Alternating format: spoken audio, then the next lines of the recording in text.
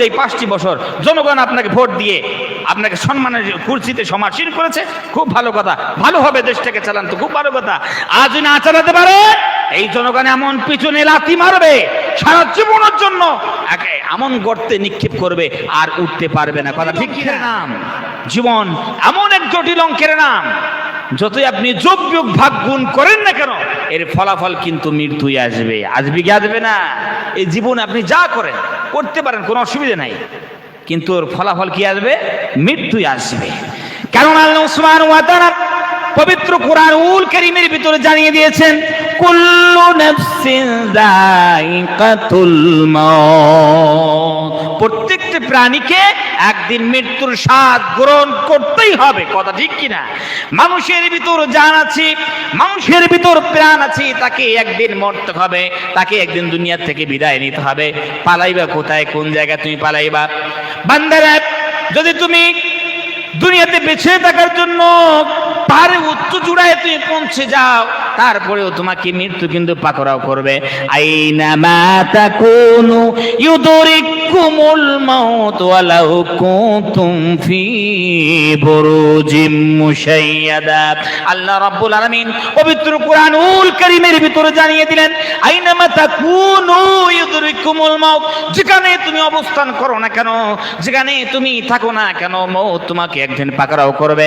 বান্দারে, তুমি যদি মজবুত কিলা বানাও, মজবুত ঘর বানাও, আর তার মধ্যে যদি তুমি অবস্থান করো, তার ভিতর যদি তুমি থাকো, ফি বুরুজিম মুশাইয়াদা, তার ভিতর যদি তুমি অবস্থান করো, মৃত্যুর যখন সময় আসবে সেই জায়গায় যে মৃত্যু তোমাকে ধরে ফেলবে। কথা ঠিক কিনা? আপনি মজবুত কিলা বানান, আপনি মজবুত দুর্গ বানান, তারপরেও মৌত সেখানে মন লাগানোর জায়গা নয়, এটা মন বসানোর কোনো জায়গা নয়। কবি সুন্দর করে বলে, जगा जी लगाने की ये दुनिया नहीं है, जगह जी लगाने की ये दुनिया नहीं है, इबरत की गाह है तमाशा नहीं है। कवि सुंदर करे बोला, जगह जी लगाने की ये दुनिया नहीं है, এটা মন লাগানোর জায়গা নয়, এটা মন বসানোর জায়গা নয়। जगह जी लगाने की ये दुनिया नहीं है, তাহলে কি? ইবরত কি গাহ है तमाशा नहीं है, এটা আমলের জায়গা, শিক্ষা অর্জনের জায়গা। এটা তো নাট্যমঞ্চ নয়, পৃথিবীটা কোনো নাট্যমঞ্চ নয়। তুমি নাট্যমঞ্চ নয় এই পৃথিবীতে ব্যবহার করে চলে যাবে না, না, এটা কোনকার দাম্ভিকতা প্রদর্শন করে। কিসের কারণে? তিনটে বিষয়, তিনটে কারণে। 1 নম্বর ধনসম্পদের কারণে। কথা ঠিক কিনা? টাকা পয়সার কারণে মানুষ টাকাপুর অহংকার দাম্ভিকতা প্রদর্শন করে। নম্বর 2, রাজত্বর কারণে, ক্ষমতার কারণে দাম্ভিকতা প্রদর্শন করে। নম্বর 3, নিজের শারীরিক শক্তির কারণে দাম্ভিকতা প্রদর্শন করে। কিসের টাকার বাহাদুরি? কিসের বাহাদুরি? কিসের টাকাপুরি করেন? একটু আল্লাহ শ্বাসকষ্ট রোগ দিয়ে নার্সিংহোমে যে 24টা ঘন্টা মেশিনের সাহায্যে অক্সিজেন গ্রহণ করলে এমন বিল কষে দিবে তোমার সারা জীবনের গচ্ছিত টাকা পয়সা ওই নার্সিংহোমে দেওয়ার পর আবার কিছু বাকি থাকবে। কথা ঠিক কিনা? এই বাহাদুরি মানুষ রাজত্বের বাহাদুরি করে থাকে।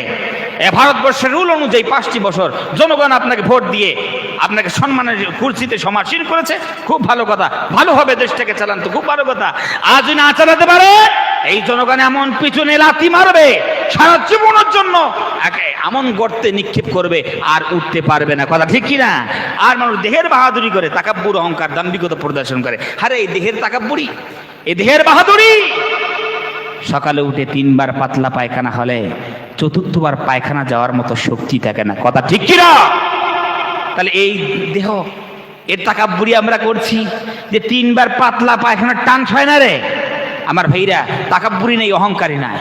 অহংকার করলে চলবে না, তাকাব্বুর করলে চলবে না। আল্লাহ রাব্বুল আলামিন এই অহংকারীদের দৃষ্টি আকর্ষণ করে বলছেন, ফালইয়ানজুরিল ইনসানু মিম্মা খুলিকা, খুলিকা মিম্মা ইনদাফিক ইয়াখরুজু মিন বাইনিস সুলবি ওয়াত তারাইব। আল্লাহ রাব্বুল আলামিন বলি মানুষকে দেখা দরকার সে কোন জিনিস থেকে সৃজন হয়েছে, সৃষ্টি করা হয়েছে।